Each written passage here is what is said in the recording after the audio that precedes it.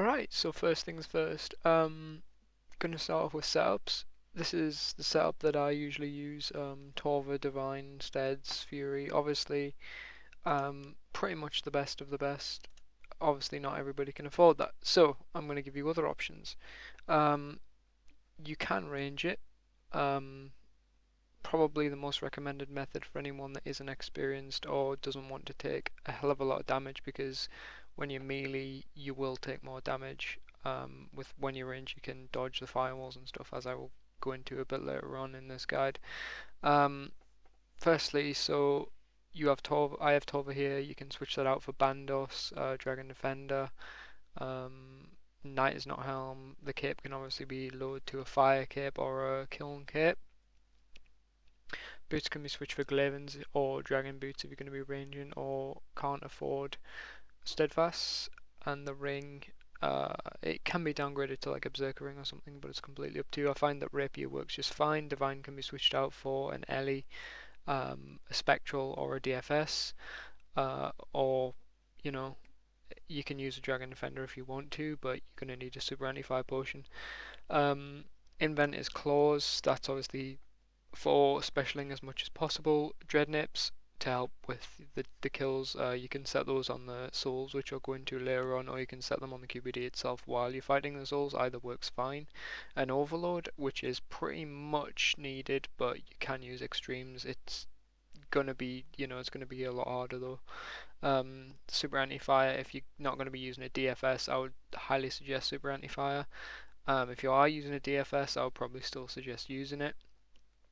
Special recover potions, not really necessary, but you can use them if you want. It will make kills faster. You're only going to need like four restores and the rest brews, because you don't go through many restores as it is a fast kill. However, it is up to you really. It depends how much prey you're going to use. In the Yak you would obviously have about another 4 restores and the rest brews, or I would suggest a Beast of Burden for a less experienced player. However, if you are more experienced, I would suggest using a Steel Titan with scrolls, as it will make the kills faster and you'll be able to get, kill the souls a bit quicker, and therefore make the overall kill quite a lot faster. Alright, so first and foremost I want to go into the key points and what they are. On screen you'll see 4 numbers, and you will see a health bar at the top of the screen, and to the right is the Queen Black Dragon herself. Each of the 4 numbers are each of the Dragonkin artifacts in the order that you will need to tag them. I will go into that in more detail a bit later on in the video, but it is, imagine each Dragonkin artifact as a symbol of the end of each of the 4 phases that the Queen Black Dragon has. The health bar at the top is nice and big, as she's so big you can't really see the HP bar above her head anyway, so she doesn't have a HP bar, it's just at the top of your screen. So keep a close eye on that, and when that gets to the end, you want to tag the next artifact that you can. Phase 1 will consist of 4 different attack styles: melee, dragonfire, firewalls, and ranged. You are highly advised to protect from range throughout the entire fight, depending on the gear you are using. First attack you'll see is melee. You'll notice this when the Queen swipes her head at the player and can do upwards of 300 damage. The second one is Dragonfire. Randomly throughout the phase, the dragon will blast Dragonfire breath at the player. Any anti-fire potion or anti-fire equipment will negate this. Not entirely, but mostly. Next one is Firewalls.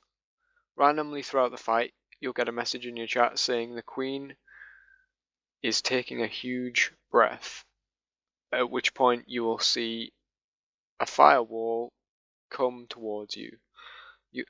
During phase 1, you'll only have 1 firewall to avoid, whereas in higher phases there will be multiple. Finally, here is a quick clip on me fighting the phase 1 of the Queen Black Dragon, and when I am tagging the artifact at the end of the phase.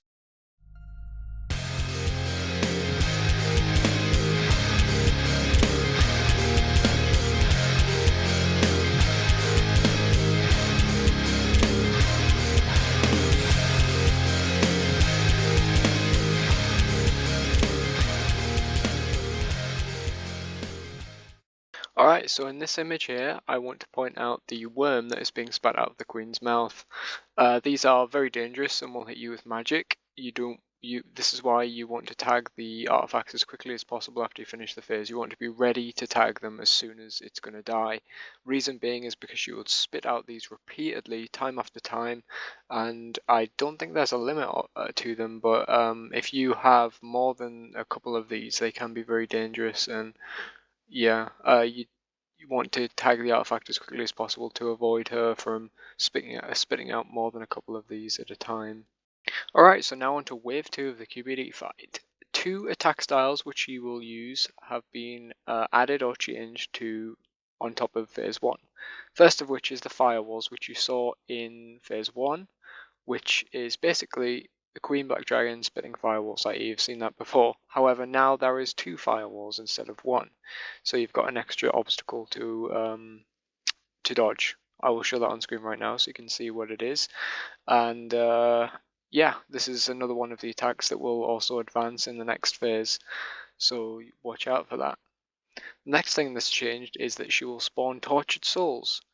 These Tortured Souls are level 147 in combat. They attack with melee and use an attack called the Chaotic Cloud. When they teleport, they will spawn a Chaotic Cloud underneath them, which will come towards you. What you want to do is run away from it as soon as possible. You have 1 game tick to run away from it.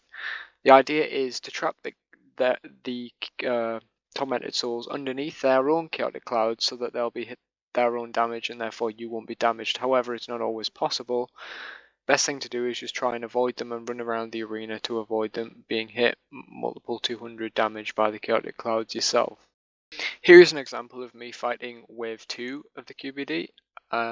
Sped up a little bit, but you get the idea on how to avoid the chaotic clouds and how to go about attacking the second Dragonkin artifact.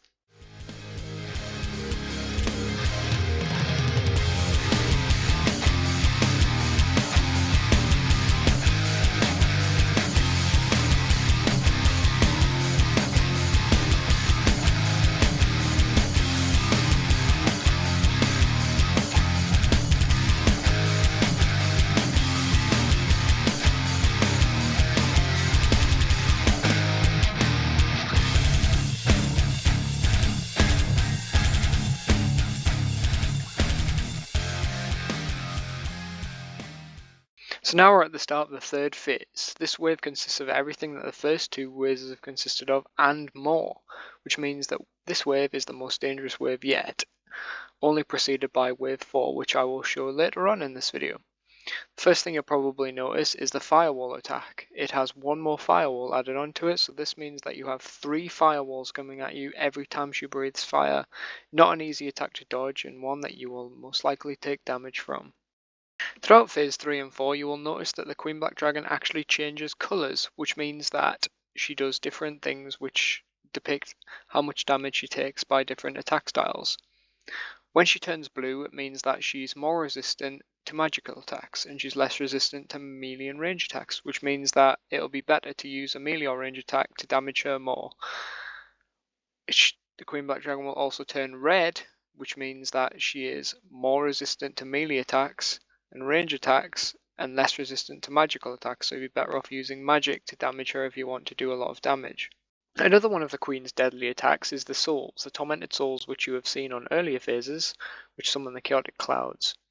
As you can see, I'm not doing very well at running away from them on this phase. However, it is possible to click on the other side of one of the souls which appears at either side of you, and that one soul will take damage for both of the chaotic cloud attacks, meaning that it will almost die. That way you only have to worry about one of the souls and therefore taking less damage throughout the soul's attack. Here is a quick clip of me fighting phase 3 of the Queen Black Dragon.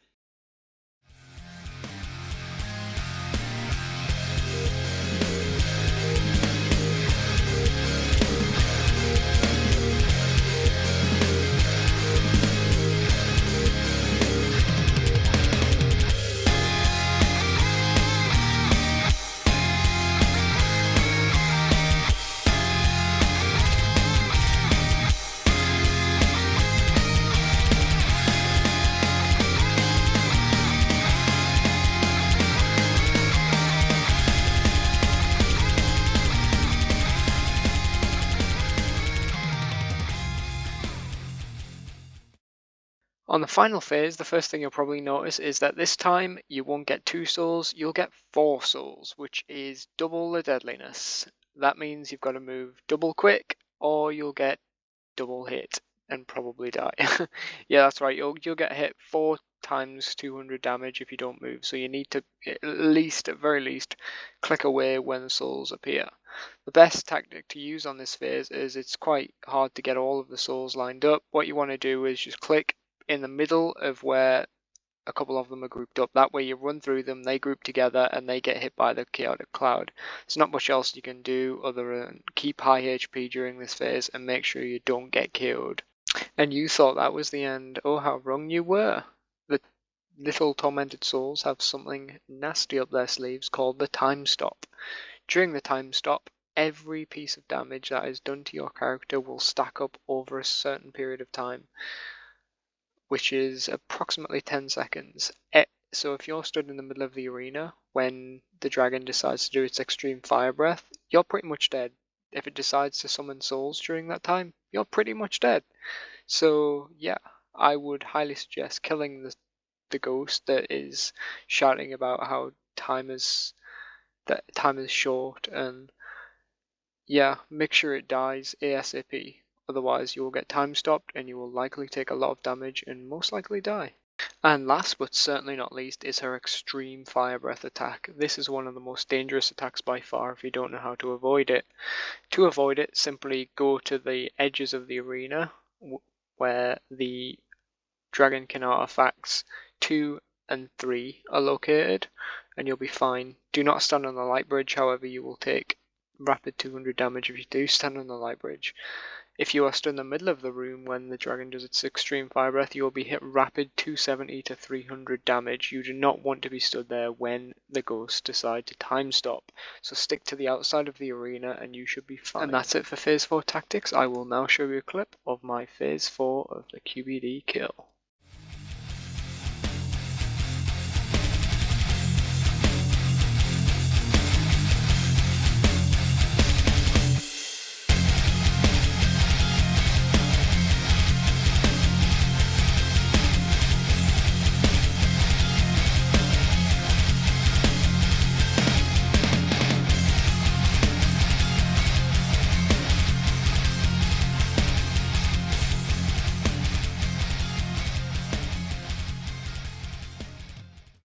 And that's it.